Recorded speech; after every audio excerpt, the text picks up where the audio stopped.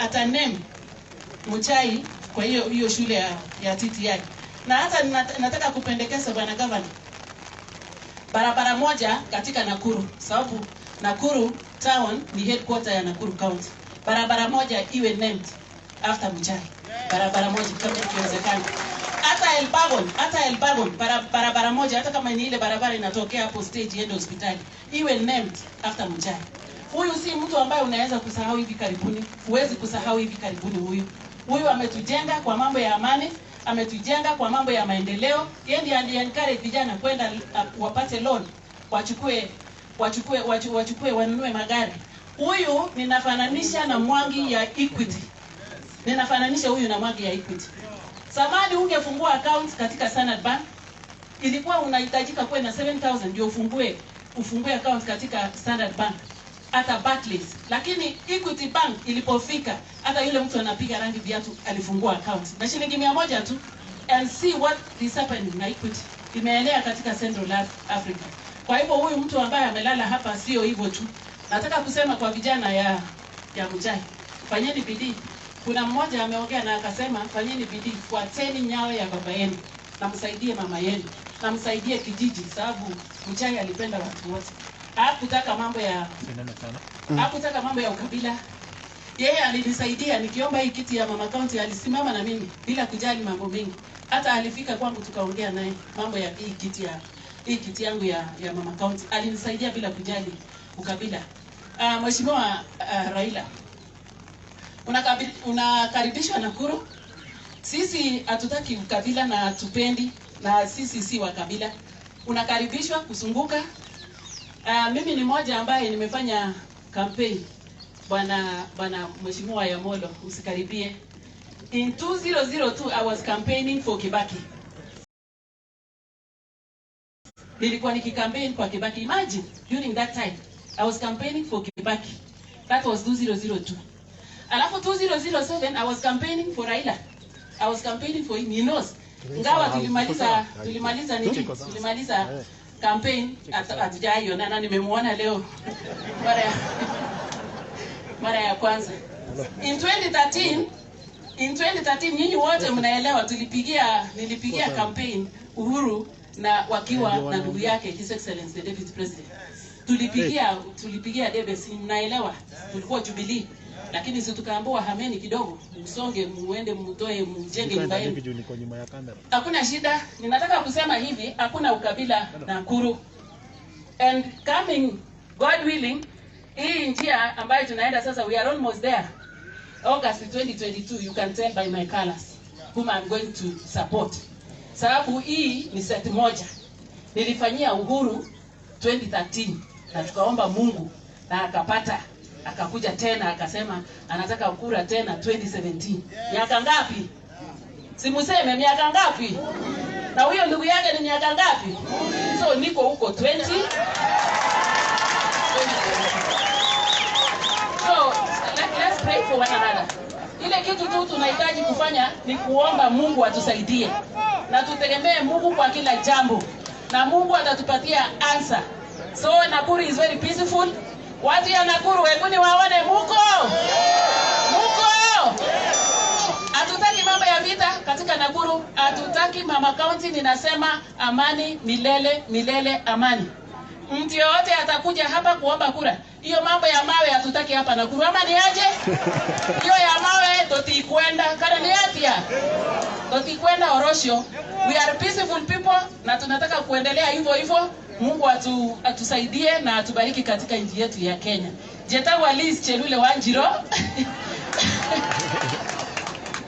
Namba itoa county. Na bado nitatetea hiyo kiti yangu, sijamaliza sababu mambo yangu inaenda na mambo ya amani. Sijamaliza. Togo dia hamwe na inywe. Nengo ukarenge. Twaye. Nengo. Unata mbona msemi unata? Bas. Mungu awabariki sana. For those who are traveling far, muende salama. Bwana Mheshimiwa Ali, hakuna mahali tumekutana mkutano kama viongozi ya Nakuru. Na kwa kusema kweli, mkulima ya viazi wako na shida. Tumepitisha act ya 2019 ya viazi. lakini implementation ni shida. And because agriculture is a devolved function, tafadhali muone vile mta implement. Hata kama ni kujengea wakulima cold houses or cold stores in their various villages or in their various wards, ni vizuri ndio wapate kitu. Sisi tuko kwa shida. Hiyo mambo ya mafuta inatakikana kusukishwa. Hatuoni kwa nini watu wanafinywa. Huyu mtu ya Nairobi, huyu kijana wa Nairobi, huyu kijana mrefu ameongea vizuri sana. Vizuri sana. Sisi tuko na shida, mnasikia watu wanauana, wanafanya suicide. Ni kwa sababu ya mashida ambayo wako nayo. Forest ifunguliwe. Wacha miti zinapotea na watu wamelipa pesa. Forest bwana Tobiko, fungulia watu forest. Hiyo miti ambayo unafikiria unaitetea ama unafikiria unaiweka ndio itupatie mvua, zote zimeanguka chini wakati ya mvua. Kuna haja gani siwe wasted? Patia watu wapasue mbao, wakate miti na wapande ingine. Mungu awabariki sana, asanteni. Asante sana Mheshimiwa Liza Cherule. Na naona kuna my colleagues ambao wametoka kutoka Nairobi. Lakini kabla nimuite mama Nairobi, mimi kuna picha naona iko mzuri sana hapo. Unaona venye Mheshimiwa Senator amekaa vizuri hapo na Jacob. Mimi naona ile amani iko katika nchi yetu. Hawa wawili sidhani wangekaa pamoja siku nyingine, lakini wamekaa vizuri. Nimeona wanaongea vizuri na hiyo ndio tunataka kwenda mbele. Na ndio maana tunawaambia nyinyi wananchi ndio wajinga, ndio mnapiga. Pale umeona sisi sote tumekaa kwa jukwaa. Nani amepiga mwingine? Nani ametukana mwingine? Mimi nakaa hapo na Lia nakaa hapo na Susan anakaa hapo na Raila anakaa hapo na Pasaris anakaa hapo na Junet, tunakaa kwa amani. Lakini nyinyi ndio mnapigana. Tafadhali tujifunze kitu moja kutoka kwa viongozi ambao wamekuja hapa siku leo. Mheshimiwa Esther Pasaris, mama Nairobi. Unajua alafu kuna vijana wako hapa nyuma walikuwa wanataka namba yako, lakini nikawaambia siwezi wapatia. Karibu sana mheshimiwa.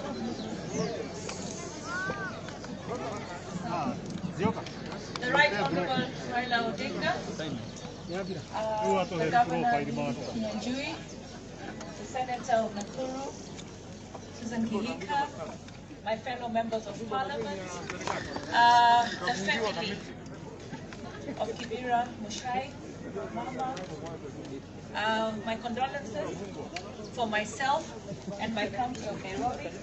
I'm actually humbled and honored that the Right Honorable Raila Odinga chose me to come here today. Nimefurahi sana kufika hapa leo kuongoleza na familia ya Muchai na pia kukutana na watu wa hii county. Kitu nataka kusema hapa, hatujakuja kupiga siasa na hatutaki siasa mbaya, tunataka siasa ya maendeleo. Kile nataka kusema kwa watu wa Nakuru, saa ile mmoja wenu alikaa hapa akazungumza akasema habari ya Coast General Hospital. Hiyo maendeleo ya Coast General Hospital, hiyo ndio universal health. Na ninataka kuambia wa Kenya, tafadhali kateni hiyo NHIF, mtumie hizi facilities za serikali. Hata mimi saa ile mama yangu akiwa mgonjwa na baba Mombasa, ninaenda Coast General kwa sababu the services and the facilities are very good. Na hiyo tunaweza kupata, hiyo maendeleo tunaweza kupata ni tukiwa na imani. Ya mbele hatuwezi kusema kwa sababu Mungu mwenyewe ndio anajua vile ya mbele itakuwa. Si tulisikia Muchai alizungumza asubuhi saa 2:30 na director wake, akazungumza tena saa 3:30 na saa 4 Mungu akamuita. So hatuwezi kupanga zaidi ya leo. Leo tushukuru Mungu tuko hapa, tumekuja kusimama na familia na tunasema pole sana. Na ninajua baba akiwa hapa amekuja na roho safi. So kuanza kuzungumza historia ambao tunajua tulitetea kama wa Kenya si vizuri. Lazima tuheshimu baba. Kwa sababu baba mwenyewe kumwambia hapa hatutaki mawe tupwe, hiyo ni kukosea baba heshima. Na ukitaka kuheshimiwa kama mtu wa siasa, lazima pia wewe uheshimu wale wazee ambao wamefanya kazi, ambao hata ukiishi miaka 50 juu huwezi kufika pale baba amefika. Na sitaki kusema zaidi, kitu nataka kusema, tunataka elections ya amani na tunataka tukae kama Wakenya wa amani. Shida zenyu ni shida za Wakenya wote. Mushai alianza kama mtu akifanya kazi kwa hardware, akatoka hapo akawa makanga, akatoka hapo akawa fleet owner with Molo Line. Hata kama sikumjua huyo mzee, Molo Line nilisikia na nilijua. Na hiyo kitu ambayo ilimfanya afike hapo ni hard work. Na hard work ukiweka Mungu mbele, ndio ukaona hata kuna maaskofu hapa wako na partnership kwa hiyo kampuni. So tufanye kazi na bidii kwa sababu Kenya ni yetu sisi wote, na tukae na amani. Familia nawaambia poleni sana, Mungu awapatie nguvu kwa sababu mnajua mlikaa na Mungu. Muendelee hivyo hivyo, na ninajua mtapata ile nguvu ambayo sahihi labda hamuna kwa mwili wenu, lakini ninajua hiyo nguvu itakuja. Asanteni sana, Mungu awabariki. Thank you very much, Mheshimiwa Esther Muthoni Passaris, County Member of Parliament wa Nairobi County. Ningetaka kurecognize presence ya kijana wetu ambaye anatoka kijiji hiki, Mr. Dan Mwangi, ambaye anafanya kazi na State House. Akisimame tu away tafadhali. Tumpigie makofi kijana wetu Dan Mwangi. Ningetaka pia kurecognize CAS ile kama assistant minister wa kutoka industrialization, Honorable Karanja. Tafadhali tumpigie makofi, tumshangilie kwa makofi. Asante sana. Nikiendelea hapo, nimeambiwa na watu wa habari nikisema pale kulikuwa kunanyesha, kwa hivyo wako sikia, so ningetaka kurudia ya kwamba sisi katika Molo constituency na sisi kama Nakuru County, yule ambaye atakuja kuomba kura ya rais asitukombai na watu wa Mount Kenya, kwa sababu watu wa Mount Kenya wanaongea kuhusu kahawa, wanaongea kuhusu majani chai, wanaongea kuhusu miraa. Sisi hatujaiona majani chai, sisi hatujaiona kahawa katika hii area yetu. Sisi tunajua viazi, tunajua mahindi na tunajua misitu yetu ambayo tutakuwa tunaharvest. So yule ambaye atashikilia hiyo sekta, sisi huyo ndiye tunaumba mkono. Ya pili, mara yote tunapiga kura, lakini ikifika kwa kuunda serikali, we are not considered katika kuunda serikali. Inakuwa wale ambao wanachaguliwa, saa zingine tunapigwa na raia ni kama sisi tufanye kazi. Kwa sababu tukienda kule kwa national, hakuna mtu wetu ambaye tunaweza sema huyu ni wetu anaweza kutetea. Kwa sababu hawa mawaziri hakuna ambaye anatoka ile yetu. Ukiangalia waziri wa barabara anatoka Murang'a. Waziri wa maji anatoka kule Nyandarua. Hakuna ambaye anatoka hapa Nakuru County. So whoever we give our votes to must assure us, sio kura yetu tu kumpea wakati tunapiga kura, lakini kuhakikisha kwamba ametushikilia. Na ya mwisho tukakubaliana na hawa watu, this time around wamechoka kubadilisha, wamesema this time around chapati itaiva side yote mbili, kekeo watasema tano tena ili endeleze hapo pengine, na Mungu awabariki. Ningetaka kuchukua nafasi hii kumkaribisha na kuona mheshimiwa wetu Chief Whip, na Chief Whip wetu naona atanipiga kiboko kwa sababu ni mdosi yangu, so wewe ndio utakaribisha mkubwa yako.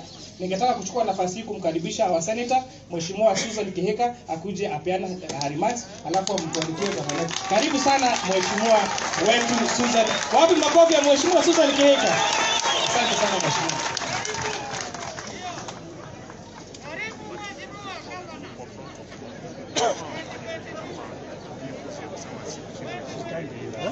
Can't do that.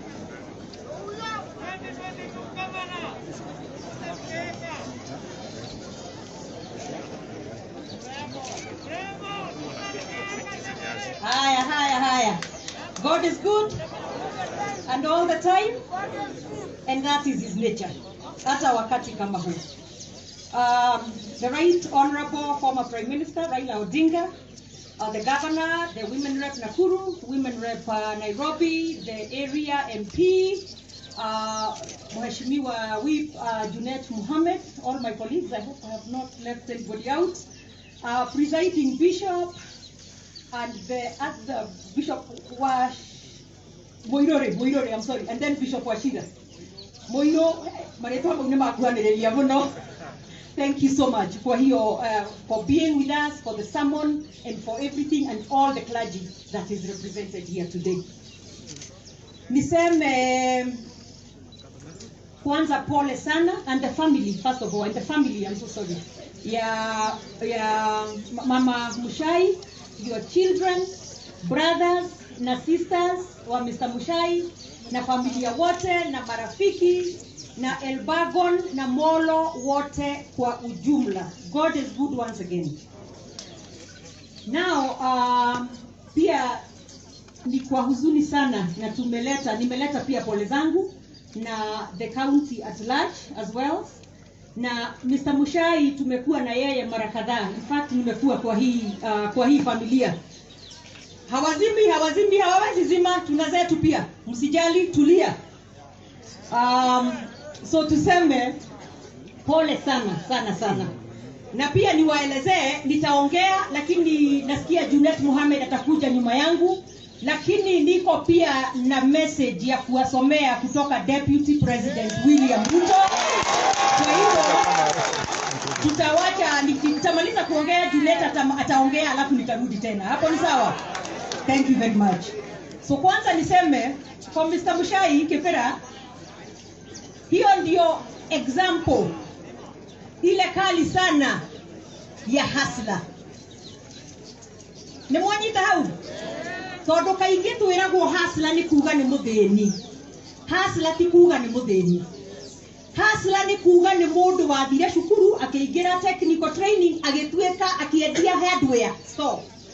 Akiuma hau agituika manamba na tatigo twerwo.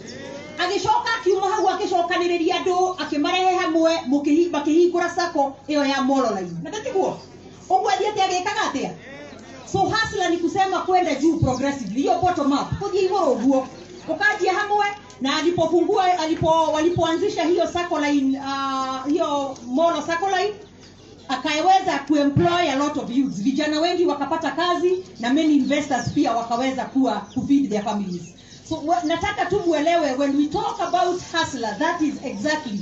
Na ndio maana nimeona hiyo, hata nimesoma hiyo story nikaona, my goodness, there is not a better example of a hustler hapa kaunti yetu and in Kenya than hiyo ya Mr. Mushai, from how he has progressed.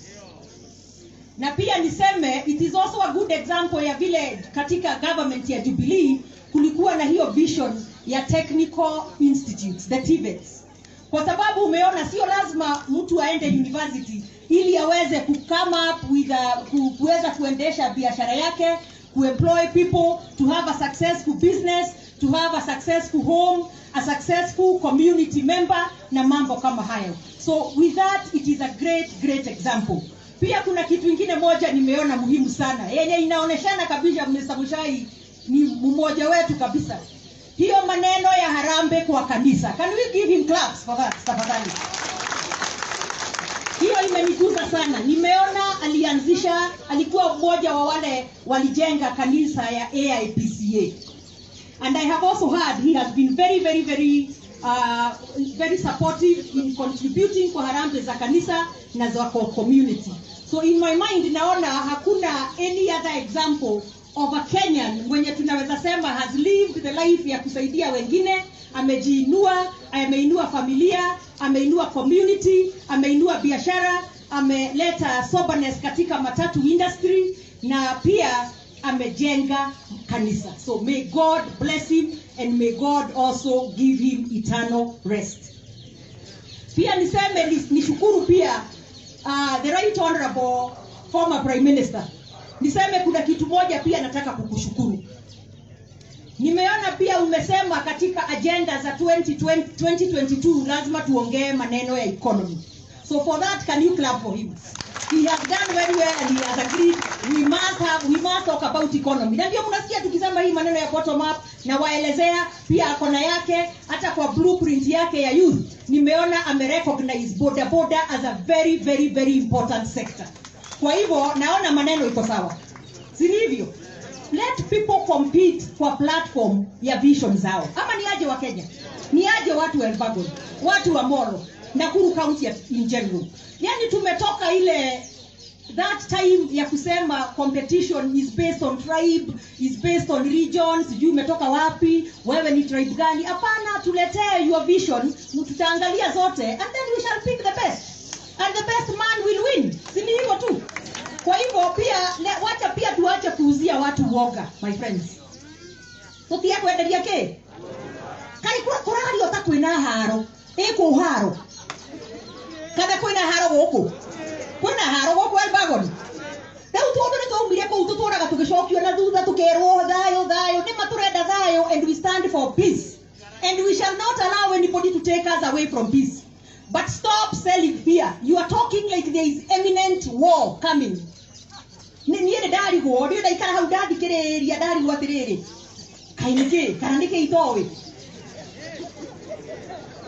tuwe hamwe. So we are peaceful people. All we want to do ni kuwa na an environment that will enable us kufanya biashara kama wa Kenya. So we are not concerned ati sasa lazima huyu waingie ama huyu waingie ili tuweze kupata peace. Actually, when Uhuru and Ruto walikuja pamoja in 2013, wakaform Jubilee, walisema hata it is better wa lose viti na wa lose hiyo election ya 2013, but kuwe na peace. And we have sustained and maintained that peace. Now we shall not step away from peace. Hapo ni sawa? Na kama kuna mtu watakuja kuchocheza, tunawaambia kwanza wapeleke mabibi zao na watoto wao wakapigane kabla wakuje kutuambia maneno ya kupigana. So we are peaceful. We are a peaceful sub-county, peaceful ward of Elbagon, of Molo, of Nakuru County, and of Kenya at large and in general. So tuendelee hivyo. So wacha nimalizie hapo for now. Niseme, may the soul of Mr. Muchai rest in eternal peace. May the good Lord grant his family comfort and grace at this difficult time. Na awe pia na wao even going forward. Na nyinyi wote, may the good God bless you and be with you. Nitarudi tena kuwasomea message ya the chief hustler. Thank you very much. Asante sana Honorable Senator Susan Kihika kwa ujumbe wako. Na sasa kabla nimuite our chief, pia kuna condolences ambazo familia mlipewa na watu wa kutoka United States of America, hasa state ya Texas, Dallas, ikiongozwa na Bishop King'ori. Katika wiki mbili zilizopita, na ndio maana sikuweza kuwa na nyinyi katika maombolezi, nilikuwa kule katika kikazi, na hata kuna ile bahasha kidogo waliniambia nilete kwa familia kuambia pole. So poleni sana from the entire diaspora family of Molo constituency, from United States of America, na hasa kutoka wale wa state ya Texas, ya Dallas kule Texas. Ungechukua nafasi hii kumuita boss wangu katika kule bunge ambaye ni minority whip wetu ambaye anaitwa Mheshimiwa Junet Mohamed. Tumkaribishe mheshimiwa wetu kwa makofi. Karibu sana mheshimiwa.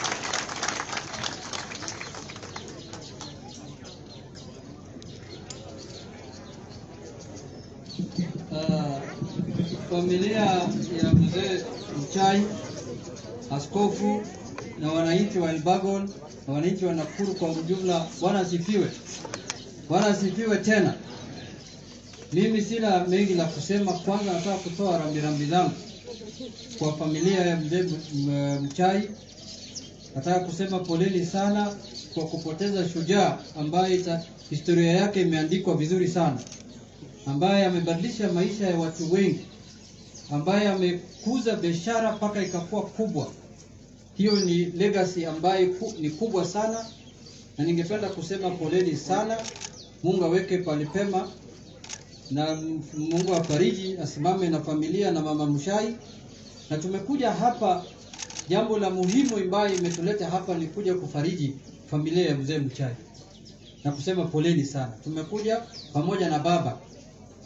Baba ndio ametuita. Mimi sitaki kudanganya nyinyi ati nilikuwa najua mzee Muchai. Sikuwa najua yeye. Baba ndio alinipigia usiku zima akaniambia kuna mzee mmoja muhimu amefariki, tafadhali twende tumfariji, tuseme pole kwa familia. Tumekuja kwa hiyo. Baada ya hiyo, mimi sina mengi la kusema kwa sababu kwanza nilikuwa nafikiri mvua itaniharibia leo nisiongee na kwa. Kumbe Mungu ni mwema, amesema atawacha mvua haraka ili niseme kitu. Jambo la kwanza nataka kusema ya kwamba vile mmefahamishwa, mimi kwa majina naitwa Junet Mohamed. Mimi ni mbunge wa huko Suna East, huko Migori County. Na mimi kwetu ni huko Mandera. Nimechaguliwa huko Migori. Nimechaguliwa na Wajaluo, sijachaguliwa na Wasomali. Hiyo ndio wale watu ambao wameenda mbali na mambo ya amani. Mimi nasikia watu wanahubiri hapa amani. Amani kubwa iko pale. Mimi nimekuwa kama Muchai councilor, nikakuwa mayor huko miaka 10, nikakuwa bunge miaka 10, hata nikitaka sasa hivi naweza kuwa gavana huko nikitaka. Watu ndio wanaishi pamoja namna hiyo huko, na wanawacha. Tulikuwa watu 8 ambao tunachaguana, na wakawacha Wajaluo 7 wakachagua mimi. Hiyo inaonyesha kwanza vile watu wameenda mbali na mambo ya mali. Lakini mimi nimeona sifa ya mzee Muchai. Tena ni mtu ambaye ameanza sifa yake kutoka chini sana, ambaye ameendesha biashara ya juu. Ile kitu sijasikia kila mtu ameambia hapa ya kwamba mzee Muchai amefanya biashara kwa hali ya juu, lakini hajawahi iba kuku ya mtu. Leo sijasikia hiyo. Ati mzee Muchai aliiba kuku ya mtu hapa ndio akakuwa tajiri. Hiyo ndio ile sisi tunapinga. Hatupingi mtu kutoka chini kwenda juu. Hiyo ni mzuri sana, lakini usichukue kuku ya mtu. Fanya biashara mpaka uende wapi? Hiyo ni ujumbe nataka kuacha hapa na kufu. Jambo la pili, ya kwamba sisi kama Wakenya tunataka tukae pamoja kama Wakenya, nchi moja ambayo wanapendana. Kabila zote 46. Tunataka tukae kitu kimoja kama Wakenya. Sisi hatutaki kujishughulisha nani atakuwa kiongozi, nani atakuwa. Hiyo Mungu ndio anajua. Lakini lazima tukae kama Wakenya pamoja. Na sasa kama tunataka tukae kama Wakenya pamoja, lazima tufanye vitu ambayo zitapeleka Kenya mbele. Sisi tunaongozwa kama mrengo wetu na chama changu na baba. Baba ni mtu ambaye ameona mengi. Kwa jana hii wanasiasa sasa hizi wamekuja siku hizi hii ya kama Chinese wanatembea kila pahali. Hii watu original hii ya jamaa. Kwa jana hii kuku ya grade hii ya broilers. Sisi kuna kuku ya kienyeji hapa. Kwa jana hii broilers ndogo hii unatembea hapa hii. Ambaye kama umekosa sindano hata hawezi kutembea. Msikia hiyo? Sisi tumeona mengi, ndio maana tunataka tulete Wakenya pamoja. Ndio tunataka Kenya ikuwe kitu kimoja. Na mambo ambaye sisi tunashughulika naye saa hii sio mambo ndogo ndogo. Sisi tunataka kushughulika na mambo makubwa. For example, sisi tunataka kujua ugavi ya rasilimali ya nchi itafanyika namna gani. Equitable revenue sharing. Hiyo ndio mambo ambayo tuliweka kwa BBI, ambayo tunataka kila Mkenya apate haki yake. Kama watu ni wengi hapa Nakuru, lazima wapate pesa zaidi kuliko county ambayo haina watu wengi. Hiyo ndio ile kitu sisi tunataka. Sisi tunataka tuongee mambo ya representation. Kama watu wako wengi hapa Nakuru, wapate constituencies nyingi zaidi kuliko pale ambayo iko na watu wachache. Kwa sababu representation ni muhimu ndani ya bunge. Sio vitu ndogo ndogo jamani. Sisi tunataka tuzungumze juu ya peace and unity. Wakenya kukua pamoja. Sisi tunataka kuongea juu ya gender parity. Wamama wakuwe ndani ya bunge na viongozi wawe viongozi. Sasa kurudia sisi kwa mambo ya wilbaro, sisi mambo ya mkokoteni. Sasa hii ndugu yangu, hata hii ni muhimu. Tunataka kuongea mambo muhimu zaidi. Umesikia hiyo? Haleluya. Haleluya. Kwa kumalizia ndugu yangu, unajua lazima mtu aseme vile yeye anahisi. Zina hiyo. Kama unataka tuendeshe Kenya mbele, tupeleka Kenya mbele, lazima tuongee juu ya mambo muhimu ambayo inahusu Wakenya. Umesikia hiyo? Kwa kumalizia, mimi nimeona watu wakilia hapa. Nimeona mbunge analia hapa, anasema sisi kama watu ya hapa hatuko kwa serikali. Serikali yetu watu wametusahau. Mimi naomba sisi ambaye tuko wapinzani, tunaomba serikali ikumbuke watu hapa jamii. Kwa sababu serikali inatoka hapa. Serikali ya Jubilee ilitengenezwa hapa Nakuru. Si hawa ndio serikali. Tafadhali kumbukeni watu wenu wako na shida, wako na njaa. Sisi tuendelee kukumbuka vitu zingine. Hii kumbukeni serikali ya Jubilee, tafadhali kumbuka watu wa Nakuru. Waliwachagua nyinyi. Kwa hiyo machache na mengi, asanteni sana. Mungu awabariki. Tutarudi tena hapa. Sisi tutakuja hapa kuomba kura, usidanganywe na mtu. Tunarudi. Na tutaomba kura hapa Elbagon, na tutahakikisha ya kwamba rais ya Kenya kwa mapenzi ya Mungu na kwa kura yenu atakuwa baba. Mungu akubariki. Asanteni sana.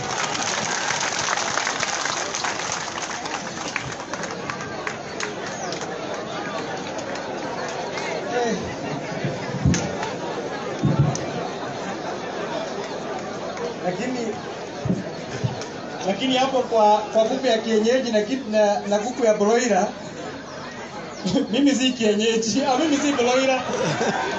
Mimi ni kienyeji, si ndio?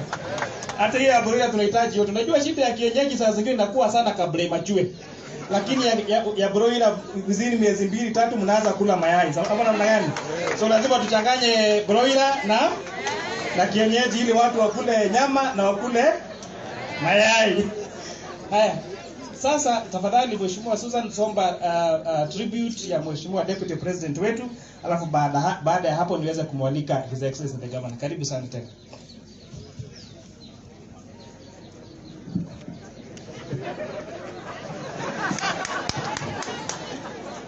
Broiler kana ni kienyeji ino hii.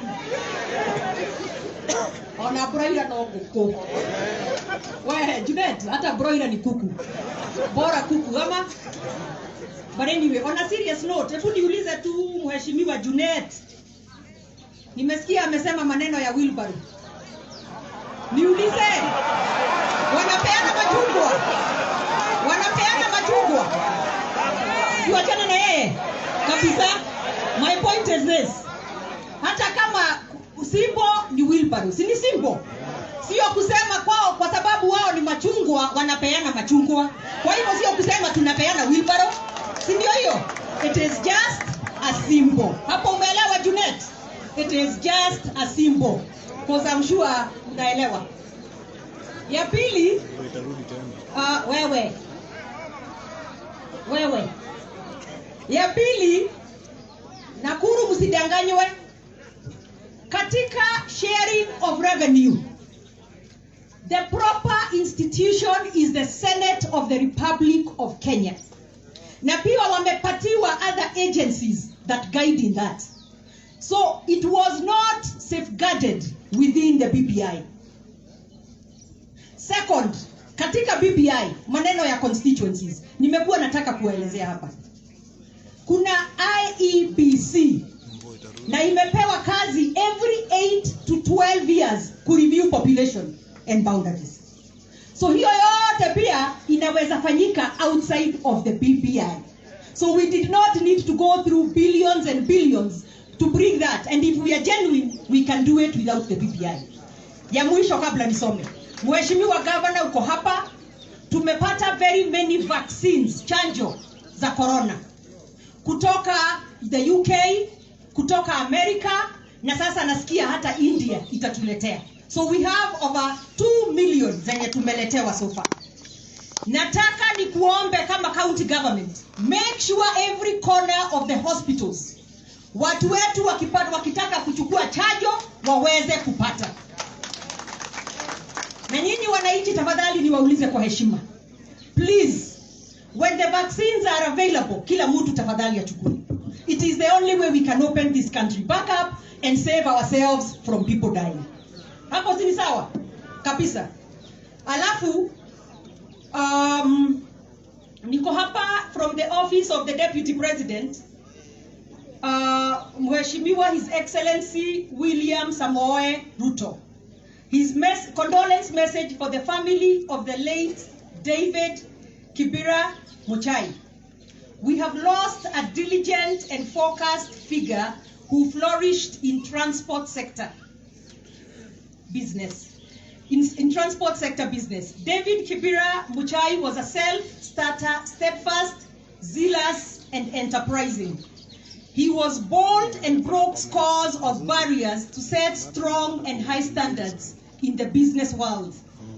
Mwalimu was visionary and committed person with immense potential to transform the society. He was simply an inspiration to many young and upcoming entrepreneurs. We honor the rich legacy that Muchai leaves behind. He will be missed by all. Our sympathies and prayers are with the Muchai family, their loved ones, and the Mololine fraternity during this very tough time. Rest in peace, Mwalimu, from His Excellency William Ruto, na pia niko na message nyingine yenye nitapatia family. So that is his message, and I will let him know that mumeipokea, I hope. na nitaipatiana kwa family. So thank you very much. God bless, and as may Mr. Muchai's soul rest in peace. Thank you. Asante sana Mheshimiwa Susan Kihika wa Senator. Na nikiita Mheshimiwa Governor, ningetaka kusema tu haya mambo ya hospitali zetu za kaunti yetu. It's good to appreciate ya kwamba ile mradi ulianzisha ya maternity wing ya Nyayo Hospital inaendelea vizuri, na ile outpatient unit ya Molo Sub-County Hospital inaendelea vizuri. Pale nimejenga KMTC na nilikuwa na shida kwa sababu hiyo KMTC hatukuwa tunapewa nursing, but now it's done. So thank you very much. And with this time ningetaka tumkaribishe kwa makofi His Excellency the Governor of Nakuru County, Mheshimiwa Lee Kinyanjui ya kuja kuongelea. Karibu sana Governor. Asante sana.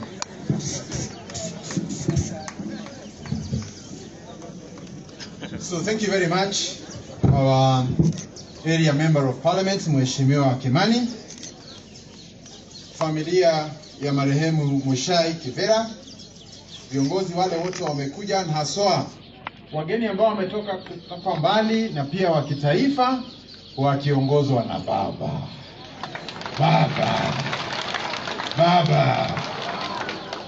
Baba has never been to Molo or Nakuru for a meeting like this. So we want to salute you and thank you for being with our community. During their times of sadness, during their times of despair, you are with us. We shall not forget you.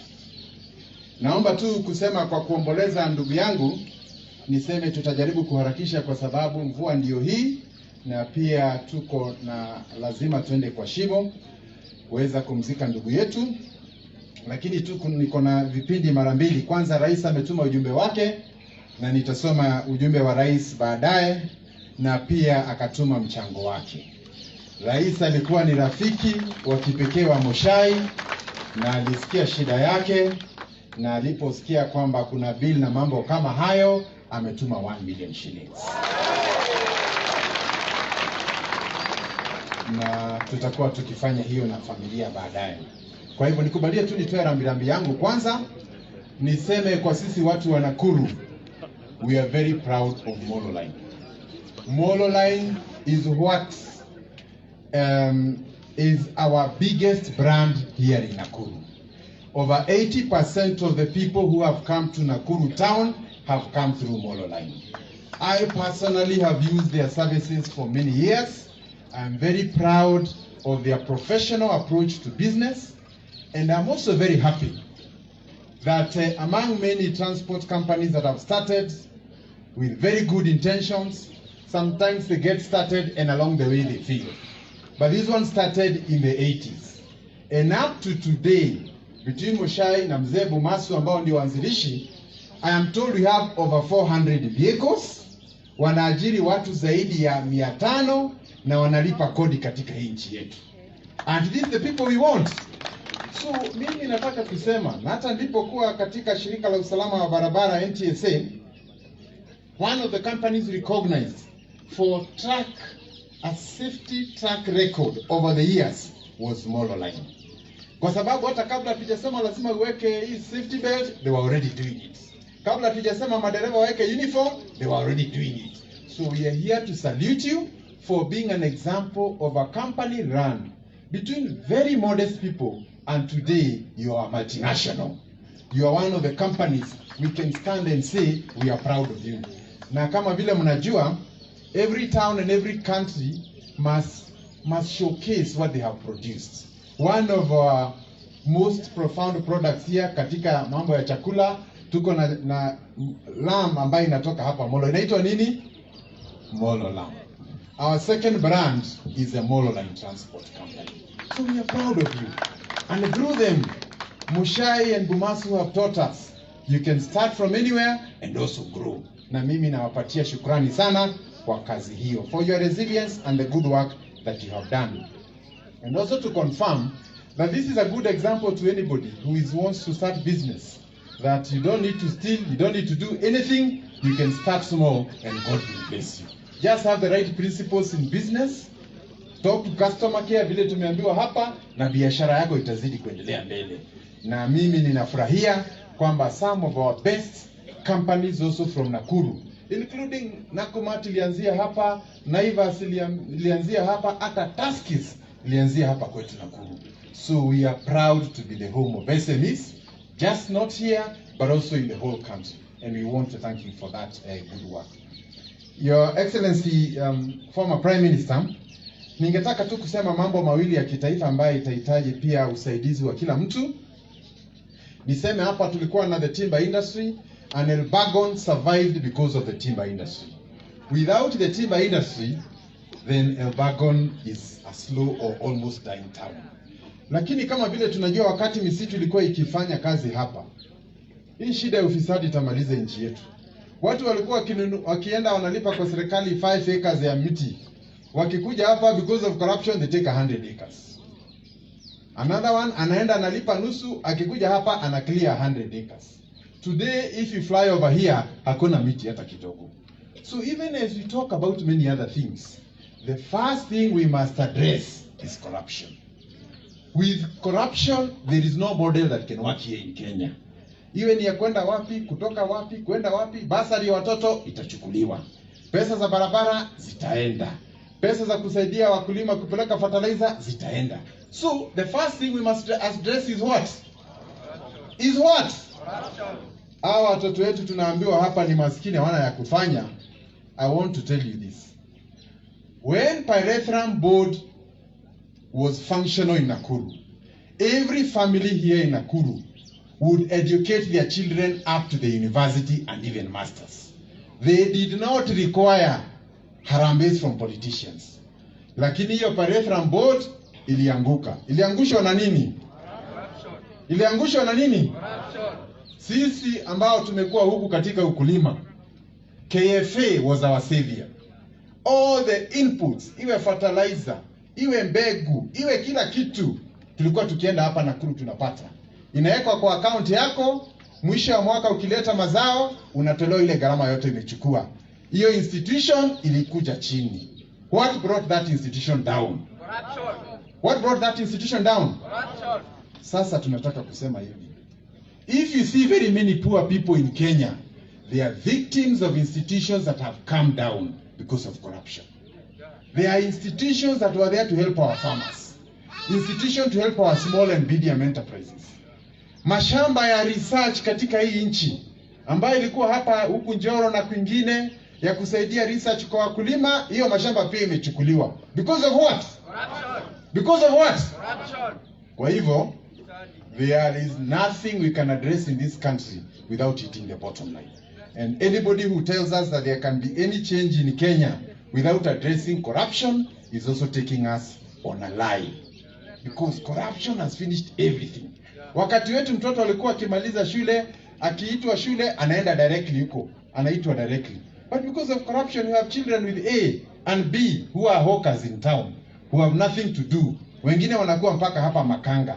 So our first agenda and our second agenda and our third agenda is fighting what? Corruption. Is fighting what? Corruption. Is fighting corruption.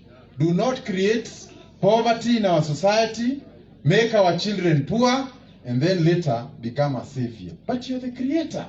If you kill all these institutions, if you kill Pyrethrum, if you kill KFA, if you take all the institutions for research to help us improve our agriculture, itakuwa haja gani sasa kuja kusema tusaidia watoto?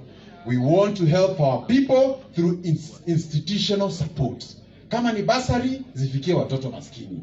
Kama ni nini ya wakulima, ifikie watu ambao wanahitajika. Na mimi naona tukipitia hapo, tutakuwa tumeenda mbele. And I want to thank you for that. Lastly, ningetaka tu kusema kwamba hapa kwetu Nakuru, kama vile mzee Bumasu wa hapa Mololine amesema, sisi viazi yetu inaenda mpaka Kampala. Matatu zetu ziko Kenya yote mzima. Kwa hivyo wakati kuna amani, we are the first beneficiaries. And therefore, wakati kulikuwa na shida Nairobi, kila wakati ni maandamano na mambo ingine, ulikuwa ukisikia viazi yetu haiendi Mombasa hiyo siku watutuni. Lakini tangu mshikane na rais na mukasalimiana na mukasema there come a time to put the country first, we can sell our potatoes. We can send our matatus across the whole country. Kwa hivyo pia tunasema sisi watu wa Nakuru tuko na nguvu. Umeona mahindi ile iko huku wote na chakula na viazi. So we don't need handouts. All we need is an environment to sell our food, to do our business, and safety for ourselves and the property that we have here. Kwa hivyo tutakuwa pia tukiomba katika uchaguzi ambao tunaenda, hatutaki tokenism. Tokenism ni kupatia mtu peremende. We are not interested in peremende. Tunataka safety and security to do our business. Tuishi Molo, tuishi Njoro, tuishi Maunaro, wale watu wetu wa Lamu mpaka Kitale na kila mahali wafanye kazi yao bila kuogopa. Ukitupatia hiyo, we don't need anything else. We don't need anything else. That is all we ask you. Now, Your Excellency, also on behalf of the people of Nakuru, I also want to thank you. Because Rais Uhuru Kenyatta, ingawa anatoka pande ya Gatundu huko Kiambu, sisi tunajua safari yake ya siasa ilianzia hapa Nakuru. Na wakati wale tulichagua waende wakamsaidie walipokuwa waasi, ulikuja na ukamshika mkono. Na mkaweza kuhakikisha kwamba serikali inaendelea mbele vilivyo. On behalf of the people of Nakuru, we want to say thank you. Na tunasemanga undugu si kufanana. Ni nini? Ni nini? Ati undugu si kufanana. Undugu ni kufaana. When we needed you, you were there. You kept the country going. The bills in parliament were going. Mambo ya budget ikapita. Mambo ya kulete peace katika nchi nzima ukatusaidia katika hiyo njia. Kwa hivyo sisi kwa niaba ya watu wa Nakuru, I can only say a big thank you. Na mimi mwenyewe binafsi nimepiga kura sasa karibu mara 5 ama 6. Na katika hiyo miaka yote mimi sijaipigia wewe kura. But in the coming year, I see that changing.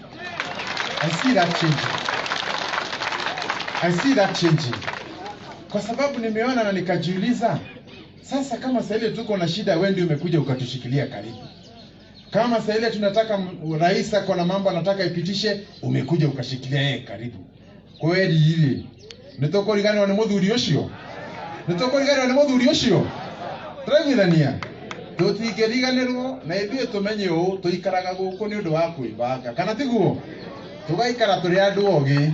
Na rĩmwe ithuĩ ona tugaga ona gwatuka tutikomaga na maitho mothe. Nĩtũtigaga rĩmwe rĩkĩte atĩa? Rĩmwe rĩkĩte atĩa?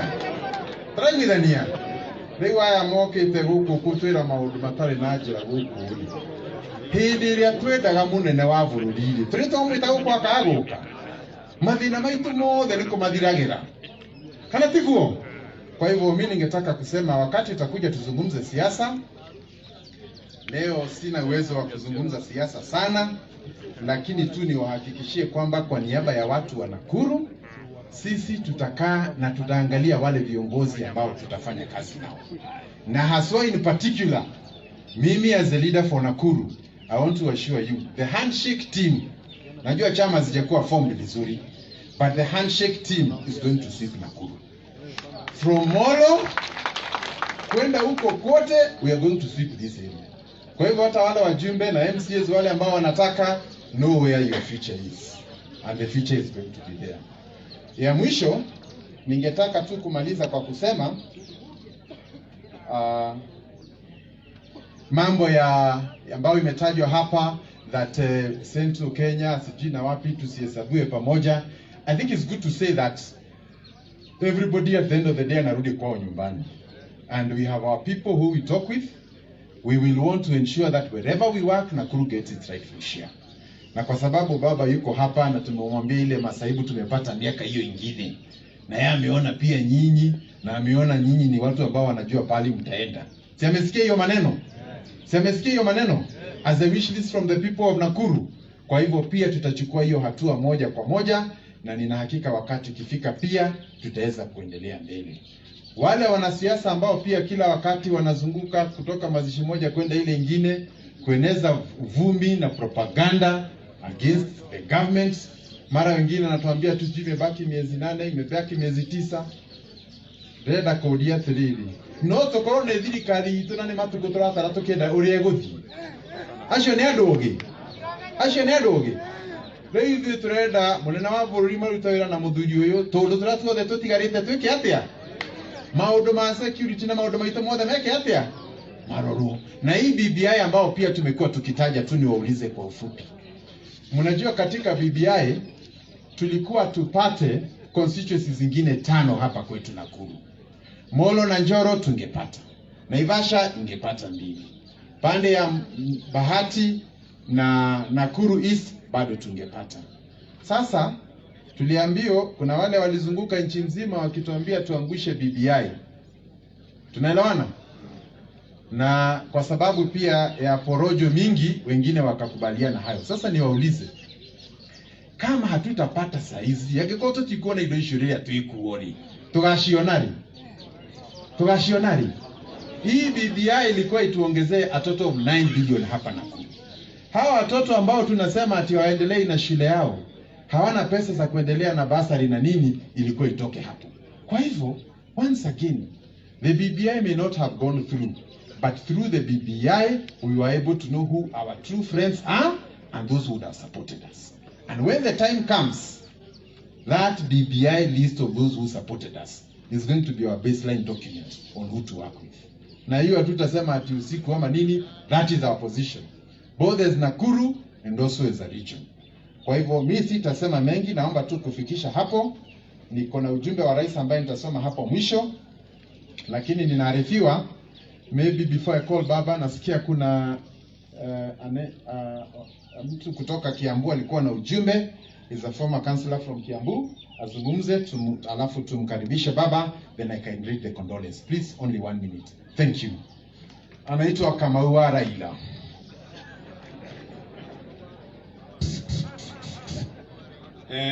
Family ya rafiki yangu Mushai, wakazi wa Elbagon,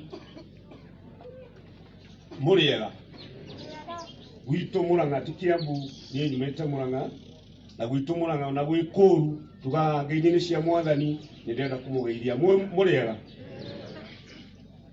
Mimi nilimjua marehemu wakati wa vuguvugu la 1990. Tukifanya kazi chini ya jemedari Mheshimiwa Mungai. Yeye alikuwa akisema matatu zinasimama, na mimi ilikuwa kazi yangu ni kutoa vijana to make sure mambo imeenda vile imekuwa. Hao ni watu wamenyana na Mushai. Wakati wa 2007 huyu Mushai alinituma kwa huyu, akanambia kumetokea vurugu Kenya nzima na Molo Line imekuwa affected. Nenda umwambie hakuna gari yetu hata moja ilipigwa kule Kisumu. Kule Kisumu walifukuzwa lakini hawakupigwa. Ni kweli chairman ama ni urongo? Ni kweli? Gekinyeria mudugu yosio ifoti. Kuma hau muthuri yo tukoretwo nake wetu Raila kuma 1990 maima detail na muthita Raila audio na mudugu wetu Matiba. Na kuma hii leo tutie twatigana. Ihinda rĩa siasa nĩ rĩroka andũ aitũ. Na mũndũ nĩ eragwo akaigĩrwo haha, na ũgacoka ũkaigĩra haha, ũkarora rũitũ kũrĩa rũrĩ. Niĩ ngũmũhe kaũndũ mũthiĩ mwĩcirie, mũndũ ecokie kamũcemanio. Hĩndĩ ĩyo mũraigua ihinda rĩa Kibaki tosha. Kĩũndũ gĩtiarĩ Kibaki tosha. Kibaki nĩ arwarire, na arwara arĩ na thĩna wa mũgongo. Gwĩtuĩka Kibaki nĩ agũtwarwo mũrĩmo. Mũthuri ũyũ akĩnjĩta akĩnjĩra tũthiĩ tũkaimagarie Kibaki. Tũgĩthiĩ airport. Twakinya airport tũgĩkora mũndũ wĩtagwo Kibaki atĩ athia na gĩtĩ kĩrĩa gĩtagwo economy. Twĩ hamwe? Economy nĩ ta third class. Mũthuri ũyũ akiuga president wake ndangĩthiĩ na economy. Tũkĩgeria kuonia na mũndũ wĩtagwo Naikuni acenjie tigiti, Naikuni akĩrega tondũ arĩ wa thirikari. Tũgĩcoka taoni tũgĩthiĩ tũgĩkomba mbeca na mũthuri ũyũ, tũgĩũka tũgĩcenjia tigiti wa Mwai wa Kibaki akiuma economy agĩthiĩ first class. Twĩ hamwe andũ aitũ? Twĩ hamwe andũ aitũ? Nĩ mũranjigua wega? No ndũrĩa ũrĩa wa magegania atĩ Kibaki nĩ abondete kana nĩ karĩire gĩtĩ, koguo no mwaka angĩarutirwo hau arĩ economy athiĩ first class. Anake arĩa twarĩ nao Raila nĩo maturirie maru magĩthondeka kĩndũ gĩtagwo stretcher. makiruta mundu wetagwo Moi wa Kibaki hau makimutwara first class. Muthuri no wabata kana ti wabata? Mutikigire ndo kiro. Twe hamwe ndo ito. Twe hamwe ndo ito. Todo inywe ndo rogoro. Mzee anataka kukwambia hakuna mtu ambaye yuko katika Central Kenya ambaye hana watu wao katika Rift Valley. Kweli urongo? Kweli urongo? Mimi watoto wa baba yangu mkubwa wako hapa Elonguroni. Na wakati ule tabu inatokea upande huu, mimi naitwa. Mweko igatiriri. Mweikareire geteke. Itina niwe weke. Ira nyangu iria. Twe hamwe ndo ito. Todo muthuri o tware ndugu. Mwikari getei mwikari bas unaniweka wega ni mweka ati todo muthuri o tware ndugu na heka we bonyidaga rekeinde muinire twathiaga tukenete rugendo rwitũ karugo kauge kama umau na kunu kutororete. Asanteni. Asante Kamau. Naomba tu kuchukua nafasi hii to welcome the Right Honorable Prime Minister Raila Amolo Odinga.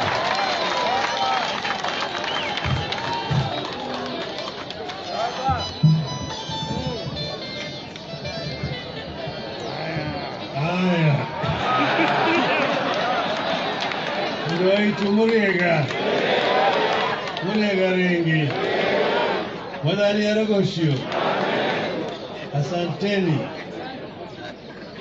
Tumekuja kusindikiza ndugu yetu, rafiki yetu David Kibira Mungai.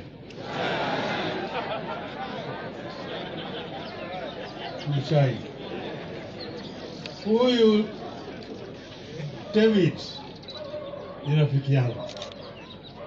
Tumekuwa naye na ndugu yangu huyu Joseph Gichuru kule Nakuru wakati mambo yalikuwa magumu zaidi. Na kwa hivyo niliposikia Njenga Mungai ndiye aliniambia mimi ati David amelala, nikasema mimi nitakuja. Sasa jana ndugu yangu Uhuru vilevile alipiga simu akaniambia mimi angependa sana kukuja, manake yeye na David walikuwa makaribu sana. Akaniambia lakini hawezi, lakini akametuma salamu zake. Yeye mwenyewe alituma salamu zake. Umepokea?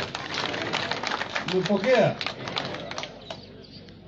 Story ya vile wengine wamesema hapa ya David ni story ya ukakamavu. Yaani mtu ambaye ametoka chini na ameenda juu. Unaweza kufananisha na story zingine katika ulimwengu. Mtu ambaye anaitwa Toyota. Toyota alikuwa ni fundi ya baskeli. Alikuwa anatengeneza baskeli. Baadaye akitoka hapo kaenda kuunda hizi maskuta.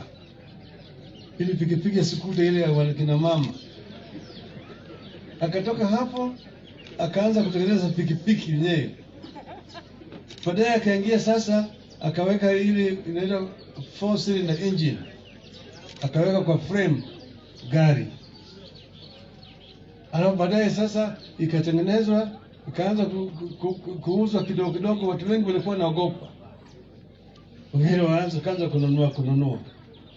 Mpaka wakati Toyota ilikuja hapa Kenya hii kwa mara ya kwanza, watu walikuwa hawataki kununua. Maana wakati hiyo vitu kutoka Japani ilikuwa inajulikana kama iko na low quality. Lakini sasa Toyota imekuwa world brand. Mr. Toyota alianza huko chini kama fukara, akaenda juu. Mwingine anaitwa Bwana Hilton. Hilton alikuwa ni maskini, akawa baadaye akaenda kama maarifa aenda kamekopa pesa kwa mtu, kanua naye rangi ya viatu na brush ya kupiga viatu. Sasa ukikuja namna hii, anakwambia wewe, naona kama kiatu yako yuko na vumbi, tafadhali kaa chini. Alikuwa na kiti, kuna kiti yeye nakupiga wewe rangi namna hiyo.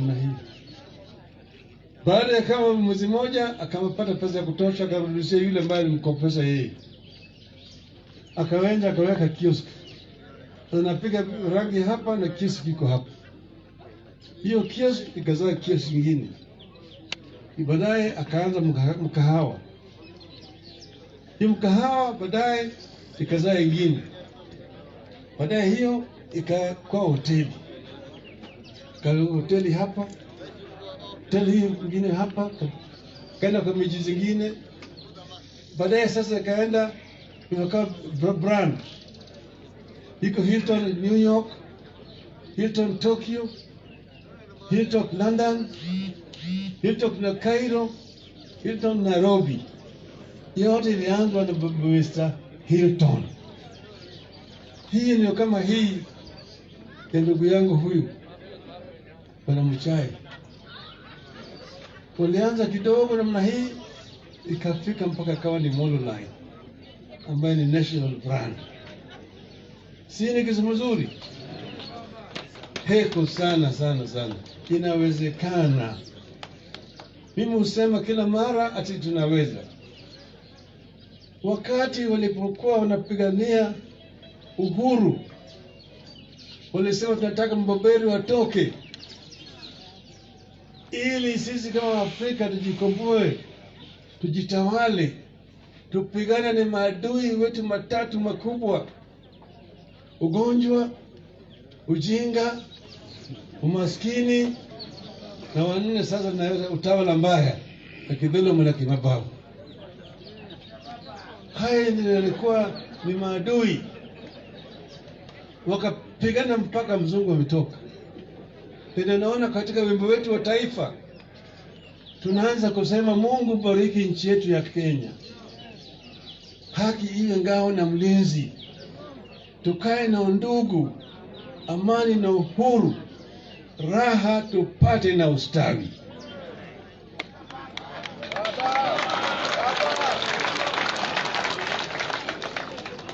And God bless this land of ours.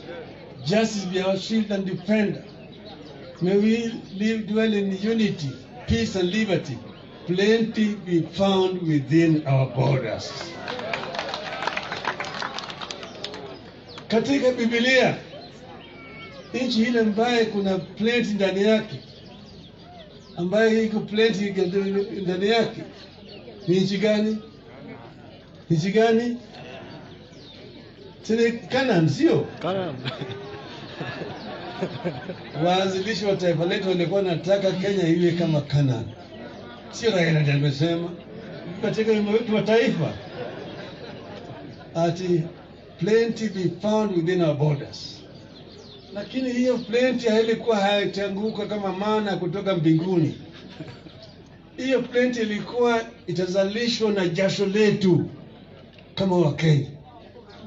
Kwa hiyo lakini baada karibu miaka 60 sasa tangu tupate huru, wale maadui bado wako, bado wamo. Ugonjwa iko mingi, umaskini imejaa, kutojua vile vile imejaa,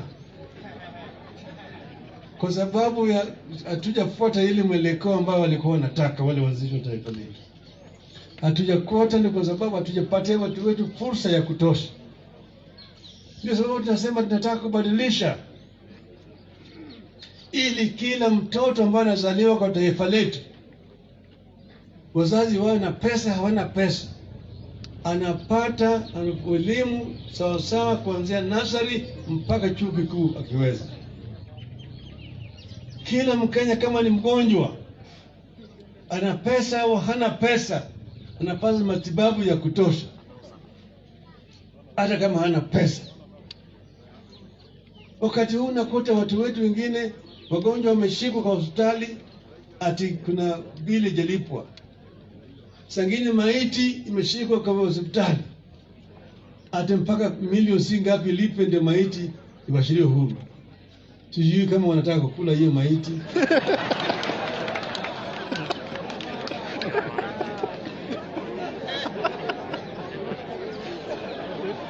Ni aibu kubwa.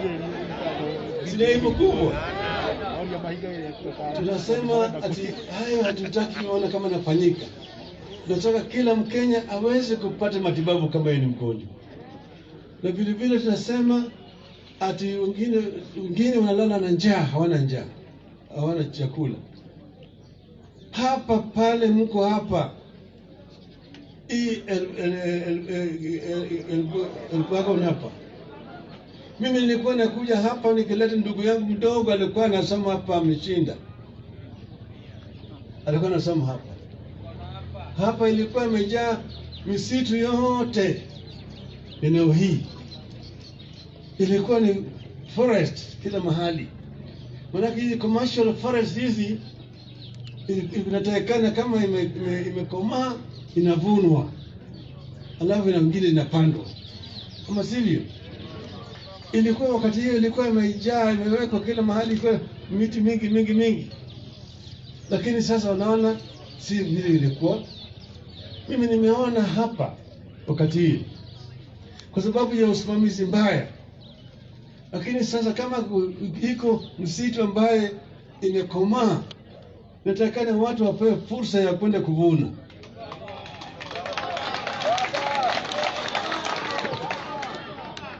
Ufukara imejaa hapa, na mimi naishi Kenya. Elbagon sasa imekuwa ni mji ambaye kuna ufukara mingi. Hapa zamani watu walikuwa naishi hapa walikuwa watu ambao wajuu Afrika, hata Afrika walikuwa wako na mali. Wengine walikuwa wanafanya kwa wazungu na kadhalika. Lakini sasa utakuta hapo ndani ya Elbagon town mahali kama ni inaitwa Kasarani. Ufukara zimemaliza huko. Simejaa huko sio? Watu wanarundikana na hakuna kazi, hakuna chochote. Hiyo haya yote tunasema hatutaki kuona kama katika taifa letu. Waanzilishi wa taifa letu walikuwa hawataki haya. Tupigane na ufukara, umaskini. Wengine kama ni tafute mahali wengine wapewe mahali ya kwenda kukaa kama eka 5,000 wawe settle sawa sawa. Sisi tunataka kuleta mabadiliko kamili. Nilipokuwa na Kibaki tuliketi chini na wataalamu na tukachora inaitwa Ruwaza 2030 Vision 2030. Hiyo Vision 2030 ilikuwa kutoa Kenya katika hali ya ufukara mpaka hali ya utajiri by year 2030. Sasa tuko kwa 2021, imebaki miaka 9 peke yake. Tunaendelea peke yake. Tungekuwa tumefika pale. Ni sababu tukaleta ile inaitwa flagship project ya kuinua timu yetu. Tukaleta mambo ya SGR, tukaleta ile bandari ya Mombasa, special economic zones, tukaleta tourist resort cities katika the ICT city na kadhalika. Zingine zimekwama. Mwingine anaongea kama sasa yeye ndio anataka kugundua mambo, ajue kama iko tayari. Anaongea kwa chimba yale mpango yote iko. Ile ambayo haiko ni implementation peke yake. Kama una implement, nilipokuwa na Kibaki naambia yeye hii na hii na hii na hii, anaambia sawa sawa tufanye. Na inafanyika. Lakini kuna demokaya. Ugonjwa tena kuu ambayo tuko naye ni ugonjwa ya ufisadi. Corruption. Ambaye sasa ile mtu anaingia pale, yeye ni membamba kama sindano. Baada ya mwaka mmoja miaka 2 amefura kama kupe. Ameanza damu ya ng'ombe kabisa. Sasa papa ile shamba amenyakua, sijui papa ile nini, sijui amejua hoteli pale basi ni wapi helikopta ndio ile kadhalika. Alafu anakuja kuambia wewe yeye ni maskini, ni maskini kama wewe. Hiyo ni hawezi kusaidia sisi. Sisi tunasema tunaweza kubadilisha na inawezekana, na inawezekana tukishikana pamoja. Juzi nilikuja hapa Nakuru, nikakuja kuzindua pale kile ambacho naitwa Azimio ya Umoja. Nilikuja hapa Nakuru kwa sababu Nakuru hapa ndio center ya Kenya. Tangu zamani kiherehere ya siasa Kenya ilikuwa ni hapa Nakuru. Kwa sababu nilikuja hapa kuyazindua. Ati msafari imeanza hapa kuleta Wakenya pamoja. Manake tusipounganisha Wakenya, manake naona ile wimbo wetu nasema tukae na kwa umoja, amani na undugu. Hiyo tusipokuwa na hiyo umoja hatuwezi kujenga taifa letu. Hatutaki kusema ati huyu ni Mkikuyu, huyu ni Mkale, huyu ni Mjaluo, huyu ni Mluhya, huyu ni Mkamba, Turkana, ati Mjikenda, yote ni Wakenya. Hiyo ndio Mwalimu Nyerere alifundisha wale wa Tanzania. Kule ukimuuliza mtu ati wewe ni kabila gani, atakwambia wewe ni Mkenya.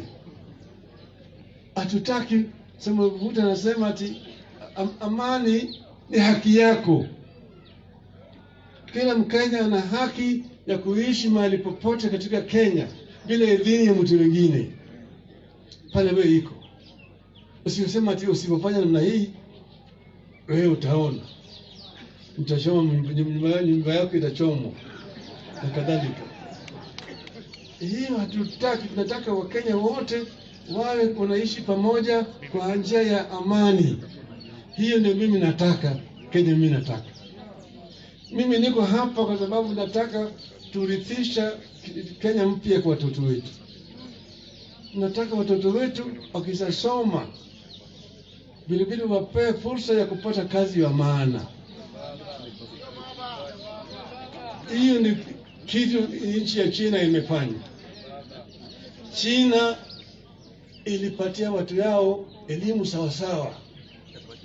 Walipopatia watu wao elimu sawasawa, baadaye wakafungua uchumi yao. Sasa watu wafadhili wakaona kama China ni mahali pazuri ya kutengeneza bidhaa huko. Tutakuta makampuni makubwa kubwa yale magari kama Mercedes, Toyota, Ford, Peugeot, Volvo, wote wako China. Wanakuambia wewe ya kwamba unaweza kutengeneza Mercedes kwa bei ya chini zaidi China, alafu waarishe ubebe uleke Ujerumani. That is what is happening. Na ndani ya miaka 30 China imetoa watu milioni 300,000, 300 million people from poverty to prosperity. Inawezekana. Kama China inaweza kufanya hayo, sisi tunaweza kutoa hata watu milioni 20 kutoka kwa ufukara mpaka kwa hali sawa. Lakini sio kama unawaambia watu kazi ni kazi. Hata kazi ya chura ni kazi. Kazi iwe kazi ya maana. Mimi nataka kuona vijana wetu wanafanya kazi wa maana. Nimeongea kwa kirefu na ndugu yangu Uhuru Kenyatta. Yeye anajua pale mvua iliyowapiga. Okay? Lakini sasa wanakuambia wewe kazi ni kazi. Hao watoto ambao uliahidi laptop sasa wanakwenda kufanya secondary na sasa bado hiyo laptop hawajaona. Na unasema kazi ni kazi. Kazi tunaweza kupatia vijana wetu kazi wa maana. Inawezekana? Inawezekana, mimi na hakika inawezekana na itawezekana. Kwa mimi pale mimi nimekuja, mimi nataka tu, sitaki wafuasi, nataka washirika. tunaenda pamoja kama washirika, sawa sawa. Tunaenda ili tupende tunyonge hii, sawa sawa. Nyinyi hapa nasema, Wakikuyu nasema ati ngare itaguo ni udhundu na udoniwe. Mimi ni mdhoniwa, sio? Tumekuja kwa dhoni. Tuende pamoja. Tuwe hii shui. Uko tayari? Asante sana, Mungu awabariki.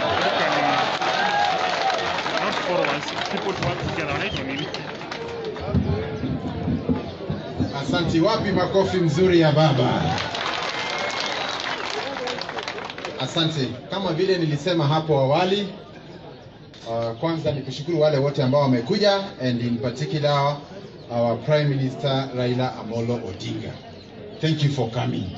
And now people know Baba has been around. And Baba has spoken. Thank you. Sasa naomba tu kusoma kwa ujumbe kutoka kwa Rais. Kama vile mnafahamu, nilikuwa nimesema ametuma ujumbe wake wa risala la heri kwa familia na pia kwa rambirambi. Naomba kusoma kwa lugha ya Kiingereza. It is with deep sorrow and sadness that I send you this message of condolence and encouragement following the death of Mr. David Kibera Muchai, a former Brazilian professional footballer, that is Edson Arantes, popularly known as Pele, once said that success is no accident. It is hard work, perseverance, learning, studying, sacrificing, and most of all, love of what you do and learning to do more of it. These words accurately describe Mr. David Muchai, whom we really know for his vision, born with exceptional leadership qualities and endowed with unique gifts and talents. His vision and determination transformed the country's public transport sector and brought the much needed sanity and created opportunities for all who served in the matatu sector. His brilliance saw him rise from a tout to one of the most influential public transport companies. Indeed, we appreciate his input in formulating policies and laws to govern the public transport sector. His idea about public service transport attracted many Kenyans to invest and also create many opportunities for the youth. Today, majority of Kenyans have come to appreciate his visionary leadership in the sector and will remember him many days to come. As a founder and pioneer of the Molo Line services, Mr. Muchai sought to provide skilled and professional transport services that revolutionize the industry that we see today. A practical person who understood the importance of mobilizing resources to create wealth, Mr. Muchai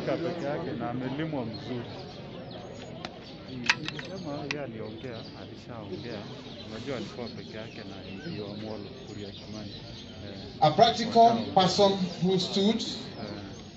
understood the importance of mobilizing resources to create wealth, Mr. Muchai helped to establish the Molo Line Savings and Credit Cooperative, in which all those who worked in the company would save their earnings and invest them in other businesses. His consistency and patience has continued to pay off, as many of the young people have continued to derive their livelihoods and that of their families from the industry. We will always appreciate his legacy of advocating for sanity in the matatu sector and at the same time strongly defending industry workers' rights when they were infringed. A shrewd business person, Mr. Muchai also ventured into other economic enterprises which continue to boost our economy, creating opportunities and wealth for many Kenyans. Indeed, he distinguished himself as a great entrepreneur and a philanthropist who participated in many charitable works aimed at improving the lives of all Kenyans. A humble and amiable person, Mr. Muchai cherished friendship and always cultivated good and strong social bonds with people he interacted with. As a devoted Christian, Mr. Muchai always demonstrated his faith through actions. He will be best remembered for participating in many fundraisings that were aimed at starting or expanding the church sanctuaries. With his passing, therefore, Kenya has lost a true servant, a nationalist, and a man of great insight and qualities. His exemplary virtues of hard work and dedication to duty will remain an inspiration to many Kenyans. But for all of his achievements, nothing made Mr. Muchai prouder than the fact that he was a focused, loving, and devoted man of the family. He was a pillar and an inspiration to his children and beyond. Although he has left us, his inspirational life will always remain a shining legacy to his family and the community which he served. To his close family members and relatives, I pray that God will continuously shed his abundant love and peace to your lives. I also pray that God's grace will pour upon you. May you be encouraged by the scripture as recorded in Psalms 73 verses 26 that says, "My flesh and my heart may fail, but God is the strength of my heart and my portion forever." As days turn into weeks and weeks become months, may the love and support of family and friends continue to support you. And much love from Uhuru Muigai Kenyatta, President of the Republic of Kenya.